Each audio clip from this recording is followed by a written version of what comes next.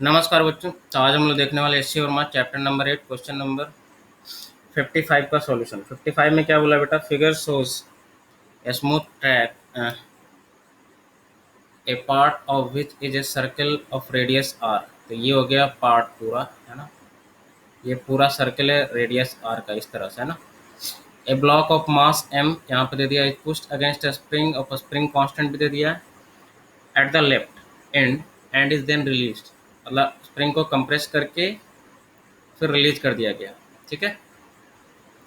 Find the initial compression of the spring so that the block presses the track with a force mg when it reaches at point P। Point P यहाँ पे ये दे दिया है। अब ये कैसा है, हॉरिजॉन्टल होगा या क्या होगा?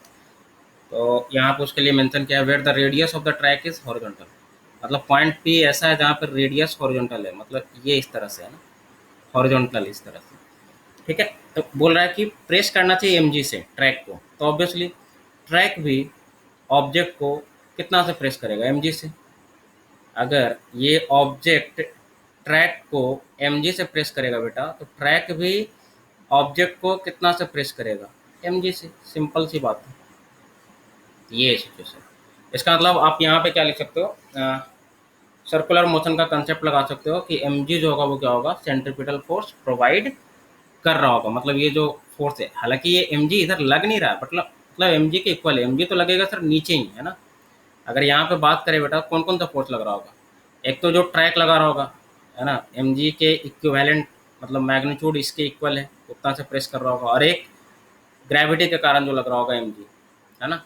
तो वो, तो अब देखो सेंट्रीपिटल फोर्स कौन प्रोवाइड करेगा? ये तो करेगा नहीं सर, है ना, क्योंकि ये हॉरिजॉन्टल पोजीशन है, तो mg ही करेगा। तो तुम यहाँ से क्या लिखोगे? सेंट्रीपिटल फोर्स का कंसेप्ट लिखोगे कि सेंट्रीपिटल फोर्स इक्वल टू क्या होता है sir? M B square by R. और आर तो आर ही दिया यार, है ना, रेडियस आर ही है, तो कोई दिक्कत नहीं है। इसका मतलब यहाँ का जो स्पीड होगा बेटा, यहाँ पे वो निकल गया। स्पीड यहाँ का कितना आ गया sir? V square equal to G R. V square के टर्म में रहने देता हूँ, वी अगर कभी ज़रूरत पड़ेगा तो अंडर रूट जी आर रख लूँगा। तो वी स्क्वायर इक्वल टू इतना आ गया। अब देखना, वे निकल गया। अब बोला है क्या कि ठीक है, ये सब कुछ जो हो रहा है वो कैसे हो रहा है? इनिशियली एनर्जी दिया तभी ना। इनिशियल एनर्जी कैसे दिया यार? स्प्रिंग को कंप्रेस करके। तो मान लिया स्प्रिंग कंप्रेस किया कितना? एक्स। ठीक है, इसी एक्स की वैल्यू बतानी है, तो अब एनर्जी कंजर्वेशन लगा दी। इसका मतलब इनिशियली एनर्जी सर कितना दे दिया पार्टिकल के पास? तो देखो, जब स्प्रिंग को कंप्रेस किया बेटा, तो इसमें एनर्जी कितनी भर गई? हाफ के एक्स स्क्वायर। और देख लो रेफरेंस पोटेंशियल एनर्जी का, मैं यही वाला लेवल ले लेता हूँ यू जीरो। तो पोटेंशियल एनर्जी तो इसके पास है नहीं, पोटेंशियल एनर्जी जीरो। जब आपने कंप्रेस किया और कंप्रेस करके रिलीज किया, तो काइनेटिक एनर्जी भी क्या होगा? जीरो होगा इनिशियली, क्योंकि जस्ट रिलीज किया तो यू जीरो हो गया। तो इनिशियली इतना एनर्जी दिया आपने। अब जब ये यहाँ पे आ गया, तो यहाँ पे कितना एनर्जी होगा? देखो फ्रिक्शन वगैरह नहीं है, इसलिए मैं एनर्जी कंजर्व कर रहा हूँ, है ना। यहाँ पे देखो क्या क्या हुआ। एक तो काइनेटिक एनर्जी आ गया बेटा, हाफ एम वी स्क्वायर। तो देखो ये जो वी निकाला ना, यही काम करेगा। वी स्क्वायर की वैल्यू कितनी आ गई? जी आर। और एक क्या आ जाएगी सर? पोटेंशियल एनर्जी आ गई यहाँ पे, क्योंकि यहाँ पे तो स्प्रिंग तो इस पोजीशन पे ऑब्जेक्ट जैसे ही यहाँ पे छोड़ेगा तो स्प्रिंग तो रिलैक्स्ड स्टेट में आ जाएगा। तो रिलैक्स्ड स्टेट में क्या होगा? एनर्जी तो खत्म हो गई, है ना। तो यहाँ पे हम लोग क्या लिखेंगे? Potential energy. अब देखो पोटेंशियल एनर्जी हाइट पे डिपेंड करता है, इसको ये नहीं मतलब है कि कहाँ कैसे कहाँ जा रहा है, ये हाइट। अब ये हाइट आपको पता नहीं है। अब सोचो ये सर्किल है बेटा, तो ये रेडियस भी होगा, क्योंकि ये पूरा ट्रैक सर्कुलर है इस तरह से। तो ये हाइट जो होगा वो रेडियस के इक्वल ही होगा। मतलब पोटेंशियल एनर्जी ये वाला जीरो है इस लेवल पे, तो इस लेवल पे आएगा तो कितना हो जाएगा? एम जी एच, एच की जगह पे आर। तो एम जी आर। और कोई एनर्जी होगी क्या? ये दो एनर्जी है ना, पोटेंशियल एंड काइनेटिक। ठीक है, इक्वल कर दो दोनों को। ठीक है, तो यहाँ से यार के वे तो दिया नहीं है, कुछ नहीं दिया है।